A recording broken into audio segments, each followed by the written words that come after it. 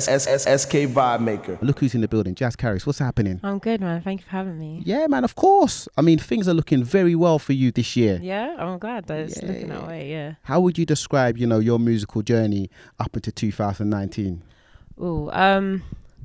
It's been good and bad, I guess, hand in hand. I guess one thing I take from everything is growth. I'm learning as I go.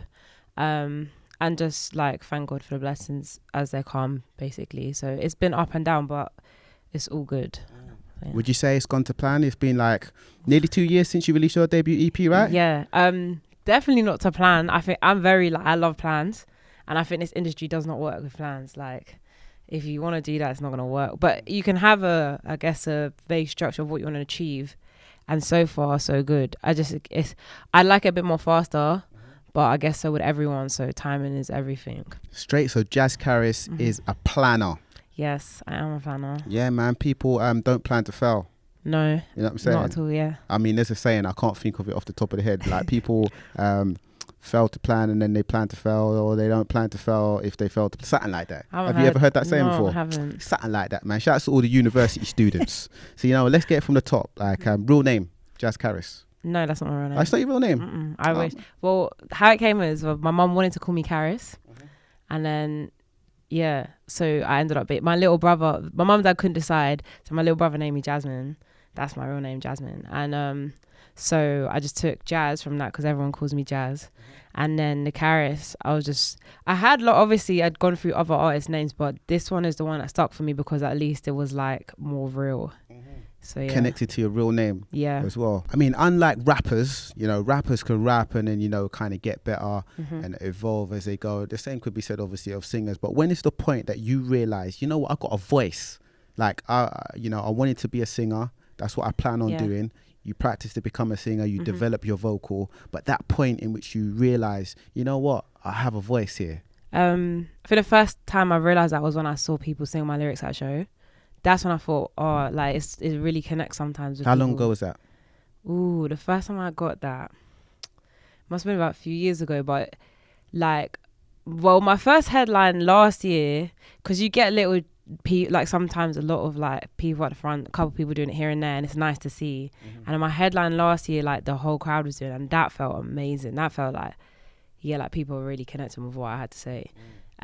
So that just makes it all worth it. Is that the point in which you thought you was a serious musician, or was that before that point? No, I think there's a certain that happens with yourself where the amount of stuff you go through, the things you're learning and stuff, you can kind of... It's a mind frame, I think, when I've entered that mind frame. That's just when I feel like people might start to notice it.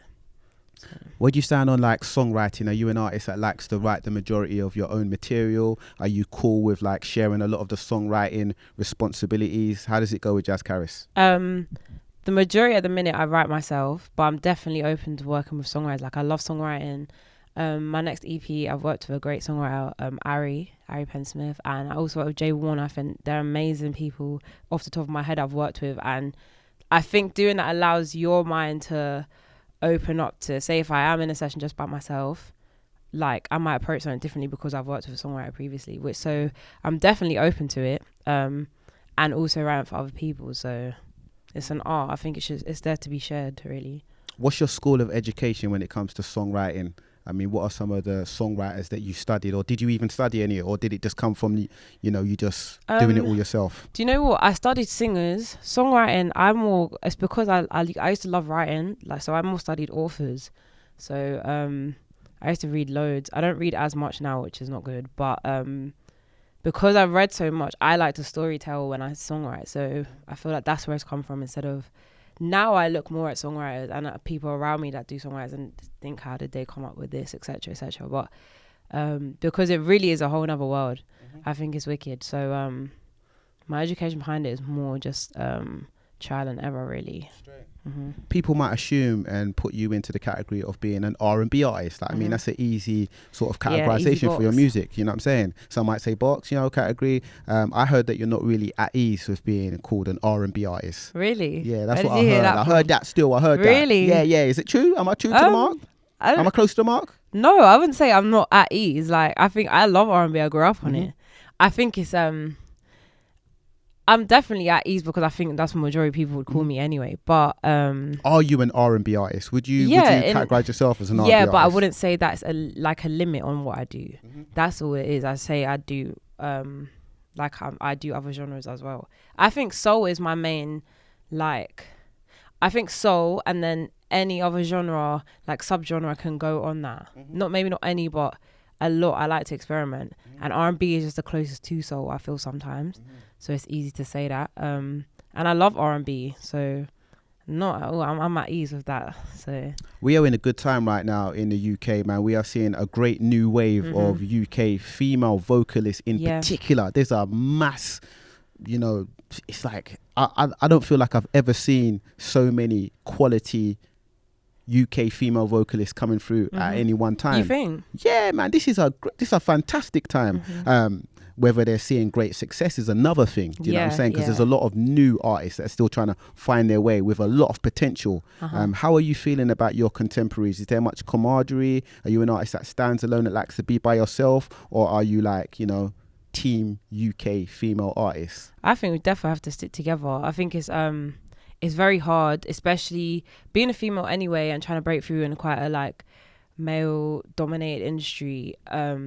That is, at the minute, I think it's great, like rap and grime and trap, Afro swing is kind of as prime in the UK right now, which I think is amazing. But at the same time, it then makes it harder for UK female R&B singers to break through and have a moment.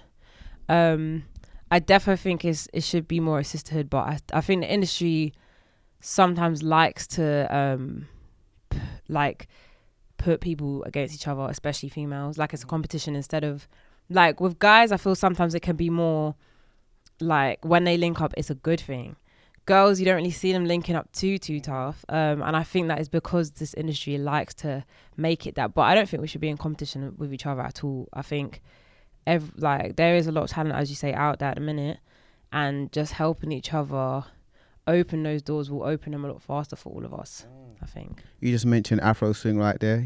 Some of the UK trap stuff is definitely popping at the moment. When you listen to your music, you can definitely hear the soul elements. It's soul. Like I said, there's a lot of UK female vocalists coming through at the moment, but then there's a lot of artists that like to buck to trends. So even though that's not their natural sound or what they want to do, they go with the flow, what the current hot flavor is, and I see that's something that you're not doing. It is. It's hard not to succumb to that, I'm not gonna lie, but because like I said, it's very hard for females to get their foot in the door, to do something to stay consistent to a sound. Maybe you feel is a lot harder. R&B, I definitely feel here is not heard. LMA is a great example. I feel she's been heard way more in the US before she was here, but she's from here. So it's I think it is definitely hard. There's not a lot of platforms for it. So it is easier in I guess in your mind to just jump on something that's already hot to do that. But the only thing is, you got to think, all right, if that's not your sound, how are you going to follow up from that and still enjoy what you're doing and then make it an album worth of it, etc. You just got to build, I think, for the long term. I just like the artist, I want to be a classic artist. I don't want to be someone that's here and then forgotten about. So I want to make good music that all ages can enjoy, and in 10 years you still listen to my song, not it's just here because that thing was hot right then. Straight up.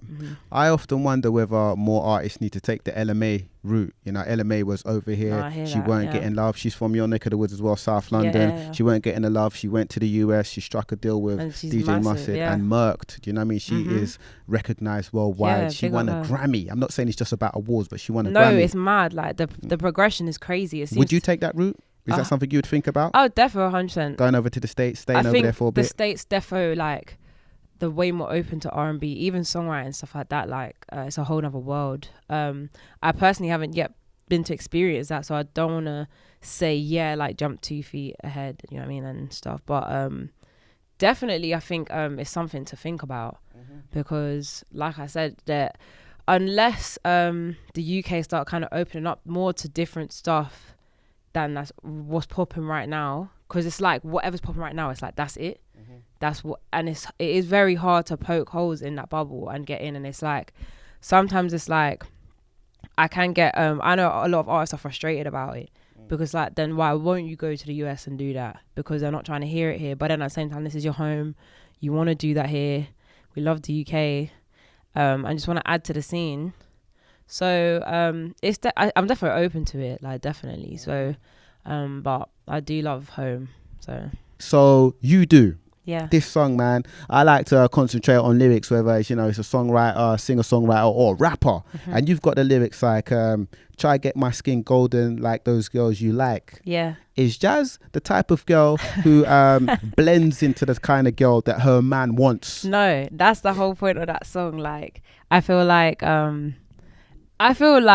in relationships, a lot, especially in our generation, it's so easy to conform to like what Instagram is putting out there and what your man's liking and all of this and all the other girls. But I think we're all guilty of it. I'm definitely guilty of it, or like wanting to have this hairstyle or do it's like something like that. And everyone wants to feel good and all of that. But this song was really about like your own insecurities, because the whole chorus basically says like, I feel like a lot of guys try to portray to their girlfriends like, even though they're looking at this, it's not like that. If that makes sense. And it's like I think you gotta love yourself first before someone else can proper love you, otherwise you're gonna keep doing that. That's what the song's kind of about. Amen. And that, you get me? Listen to those. That was, I like that philosophy right there. Just in case somebody needed some clarity and needed the words to go with what they were thinking. Support, yes, and trust me, I don't know if you read YouTube comments much, but I was looking at some of the YouTube comments for some of your videos. Okay. And this is a positive one I'm about to talk about, just in case you was a bit scared. I see a comment under one of your music videos that said, hair natural, skin popping, outfits on point, why is she slept on? How does Jaz feel about a comment like that? That's nice. Like, that's a nice thing to notice, I guess. I think I don't read them. I read them sometimes, but like it's not something I focus on. I think the internet's wild, but Wild West. Wild. But that's really nice. I think I mean some part, like I feel like sometimes it's true, but I know the reasons for it, I think as well. And I do think it's because of, like I said, like the current scene at the minute is very focused on, like, not focused on R&B, should I say. So yeah. People often talk about white privilege. Now I'm going to talk about something which is maybe going to be very sensitive, because we've got two light-skinned people sitting here talking.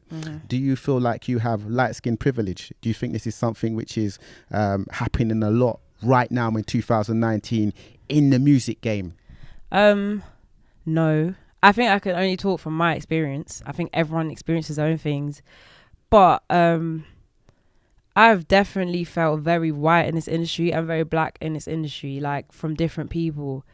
So there is definitely a thing. I think when you're not mixed race, I think a lot of people think maybe you're one or the other, but it's not that. It's literally what you're seen by who you're talking to, which is not fair because you're just yourself. But I think light skin privilege, I don't even know what that is. I get what you mean, like white privilege. I do hear that, but I don't think I personally experience light skin privilege. I think I've been made to feel very I've been made to feel, like I said, both colours in this industry, like with no control whether, like, just the way they perceive me, whether I'm wearing a certain thing or how I act or how I speak or where I'm from or the music I'm making, they will perceive me as in a certain group anyway. So it's not really up to me. I don't think light skin privilege, I'm not sure about that one still. And I just need to state, man, I'm not trying to encourage any kind of divide or anything like this complexion ain't better than that complexion. It's not about this, light skin season, dark skin season. It's not about that. Sometimes we joke about these things, but on a serious note, it's not that. It's not at all. I think, I don't know if you've experienced, but being mixed is like, I feel like some people find it hard that we can relate to both, but you really can. So, yeah, I'm not sure. I haven't experienced that personally. SK Vibemaker.